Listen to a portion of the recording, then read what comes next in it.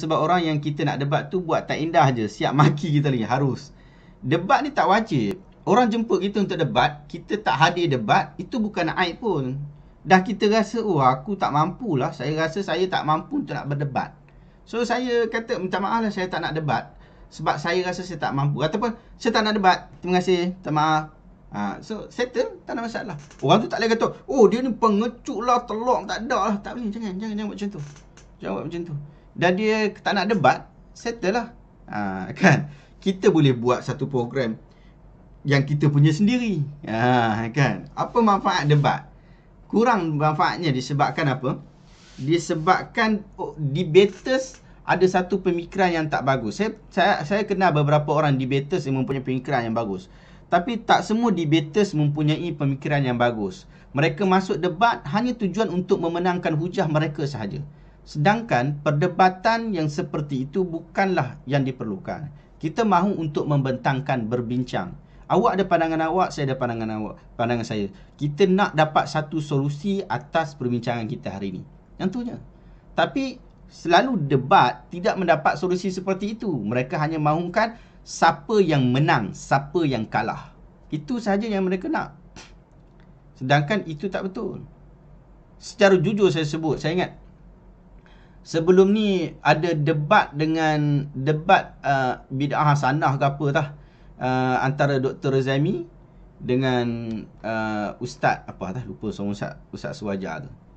Dr. Razami sebut, dia kata, ini dia sebut je, bukan kita kata yang kumpulan satu lagi, tak. Tapi cuma kita kata, Dr. Razami dia sebut, dia kata, saya sudah iktikad dan pegang sungguh kalau kebenaran terbit daripada lidah Ustaz Engku Fadil. Waktu tu debat dengan Ustaz Engku Fadil.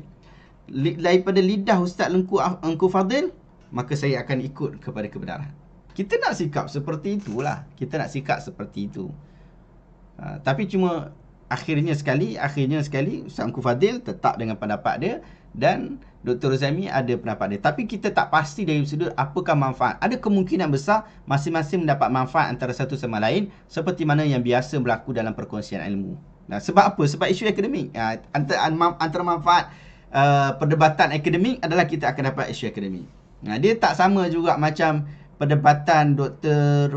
Razami dengan Ustaz Mohib yang baru ni. Sebab apa? Ustaz Mohib dia tidak membawakan hujah. Bila dia tak membawakan hujah, kita nak dapatkan manfaat ilmu daripada Ustaz Mohib kurang. Dan dia bukan mahir dalam debat. Jadi dia hanya berelega pada hujah yang sama. Padahal kita tahu debat dia ada 3 pusingan yang mempunyai sebab-sebab yang berbeza. Pusingan pertama, pusingan kedua, pusingan ketiga. Kalau ada yang banyak pusingan lagi.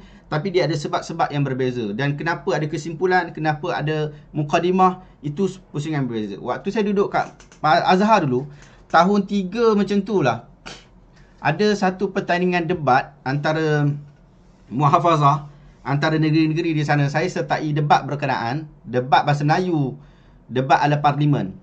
Dengan kawan-kawan saya daripada Dimyak, wakil daripada negeri Dimyak dan wakil-wakil negeri, dan PU Amin, kalau kenal sekarang PU Amin, dia wakil daripada Tonta. Dia debaters yang bagus, dan kumpulan kami negeri Dimyak tu kalah di peringkat akhir. Lawan muhafazah yang lain menang, kemudian peringkat akhir kalah dengan siapa? Kalah dengan kumpulan PU Amin daripada Tonta.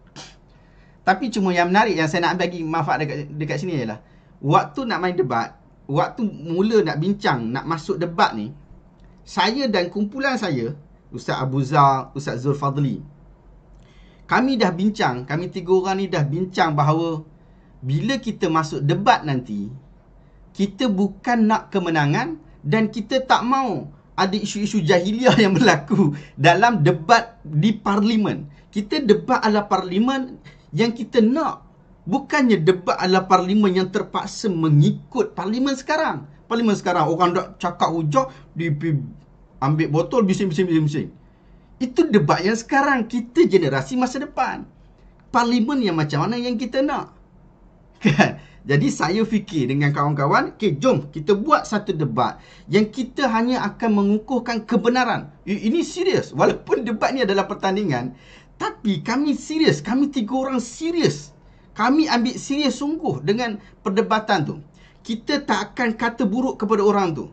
Bahkan ketika orang berhujah, ini dari sudut undang-undang sikit, kita twist sikit undang-undang, iaitu bila orang tengah berhujah, kita tidak akan melawan mereka dengan muka dan juga bentuk provokasi. Jangan buat begitu. Nanti dia ganggu hujah dia. Dia sedang memberikan hujah. Kita hanya mengangkat tangan apabila selepas 1 minit diberi kebenaran oleh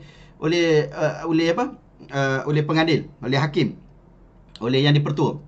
Dia bagi kebenaran untuk mengangkat tangan. Dia hanya beri kebenaran untuk angkat tangan. Kita hanya angkat tangan. Tu pun jika kita memang ada hujah kita nak tanya, baru kita angkat tangan. Macam-macam. Bila ada orang bersorak, bila kemenangan berlaku, kami dalam perdebatan berkenaan kami menang banyak kali. Dalam perdebatan tu, bila menang saja kami akan bersalam, berpeluk dan tak ada provokasi. Tak ada provokasi. Kami daripada Demiak, kami tak ada provokasi. Dan kami buat kajian sungguh-sungguh. Dan hujungnya, dan kumpulan-kumpulan yang lain memang buat provokasi macam Dewan Parlimen lah. Dia buat macam tu. Tapi kami satu-satunya negeri yang tak buat macam tu. Kami satu-satunya negeri yang tak buat macam tu dan tak nak provokasi. Dan akhirnya kami kalah jugalah. Sebab apa? Sebab memang kehebatan dan kemahiran daripada pihak tonton tu memang absolute. Walaupun dia orang buat provokasi juga, tapi dia orang ada hujah yang bagus juga. Dan daripada sudut teknik, Ustaz Amin, saya ada sebelum tu, dia memang masuk debate kebangsaan, entah apa bagai lah kan. Jadi dia memang kuat lah. Daripada cara bercakap semua, dia memang A+ lah. So kami kalah pada peringkat hujung. Tapi kami sangat berpuas hati. Saya dengan dua orang ustaz lagi tu sangat berpuas hati dalam debat berkenaan. Allah. Sebab tu lepas pada tu saya anjurkan, sebab saya duduk di Kahirah, lepas tu beberapa bulan lepas tu saya duduk di Kahirah, disebabkan saya tak ada duit, duduk di Demiak. Ada orang bagi tajuk rumah di Kahirah, saya duduk di Kahirah. Saya duduk di Kahirah, bila duduk di Kahirah saya anjurkan beberapa debat, bukan debat lah, sesi dialog yang kritikal.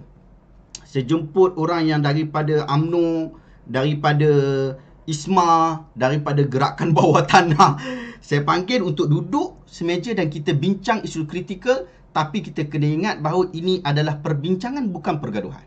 So bincang tu ramai orang datang. Bincang isu-isu kritikal.